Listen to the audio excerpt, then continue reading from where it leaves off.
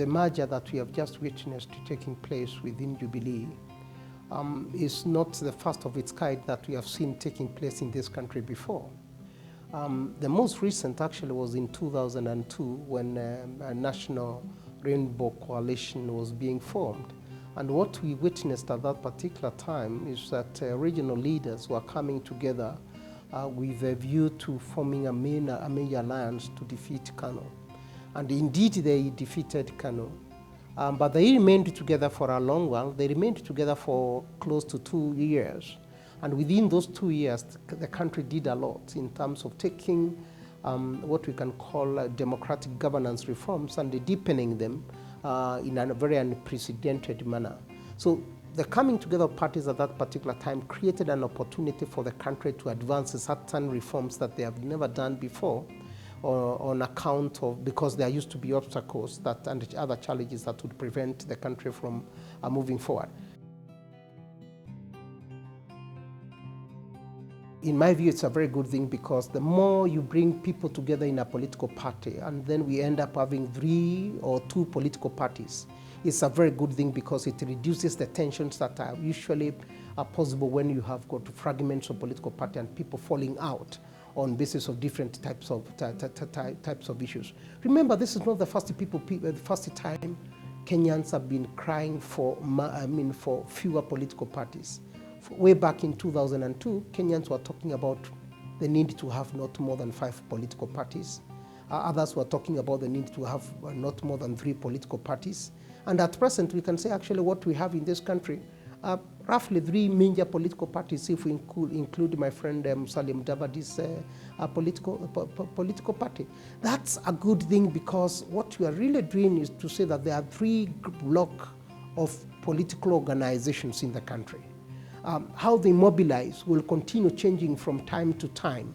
I have always argued that Wiper may be regionally far apart from CORD, but the issues that they articulate are very different. The Ukambani type of issues are very different from Western and the Luo Nyanza type of issues. So it will not be long before we see Wiper actually gravitating towards the Mount Kenya region because of similarity of issues that they always tend to articulate, right? So it's a good thing, because it really leads to political blocks that are easy to manage, political blocks that will be competing on basis of regional issues and putting issues on the table for debate. Before long, I think we are likely to see all these blocks tilting towards what we can call regional-based type of issues. And every block bringing issues to say that these are the issues that would like to be addressed. It is good for the stability of the country. It's good for electoral stability, and it can actually lead to reduction of tensions in the country. The question then, will it hold? Now, what makes parties hold together in a merger is the extent to which individuals in the political parties that are forming the merger feel that their interests have been accommodated. So if the bargains are not addressed, if one is not meeting the part of the bargain that they are put on the table, we are likely to see internal challenges of putting the party together. But let's also not forget 2 other important things. That this is being done for the national level of politics in order for Jubilee to win the presidency, if I can put it that way. We forget that at the county level, the position of governors is as attractive as that position of the presidents at the national level.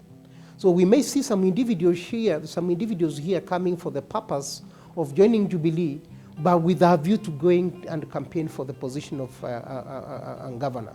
Now that's where things are likely to be tricky. There may be no fallout at the national level, but there is likely to be a fallout at the local level with regard to the positions of governors and senators.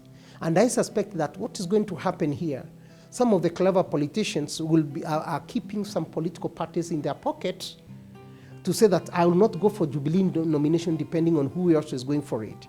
So that at least I've got maybe a better chance of winning, or both of us have got 50-50 chances of winning.